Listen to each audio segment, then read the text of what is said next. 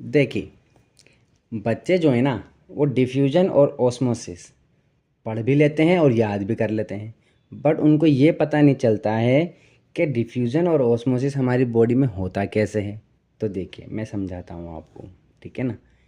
मान लीजिए कि ये मेरा हाथ है, ठीक है।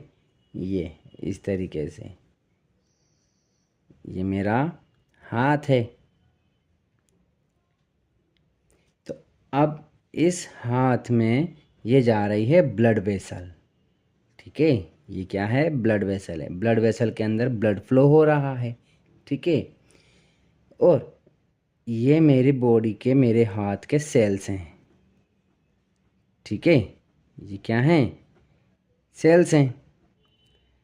तो अब जो ब्लड है, ब्लड वेसल है, ब्लड के अंदर ब्लड है। तो जो सेल इस ब्लड वेसल के कांटेक्ट में हैं उनसे तो ये न्यूट्रिशन, ऑक्सीजन यानी कि गैसेस आप बोल सकते हो, ऑक्सीजन और कार्बन डाइऑक्साइड एंड वाटर, ठीक है। वाटर ये सब एक्सचेंज डायरेक्टली कर लेती है, ठीक है, क्योंकि ये डायरेक्ट इनके कांटेक्ट में है। बट उन सेल्स का क्या जो इनके कांटेक्ट में नहीं है, तो उसके लिए क्या करती हैं?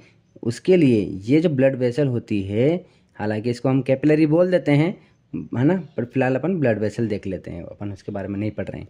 तो देखिए, तो ब्लड वेसल क्या करती है? इन सब को ये अपने अंदर से बाहर निकाल देती है, ठीक है।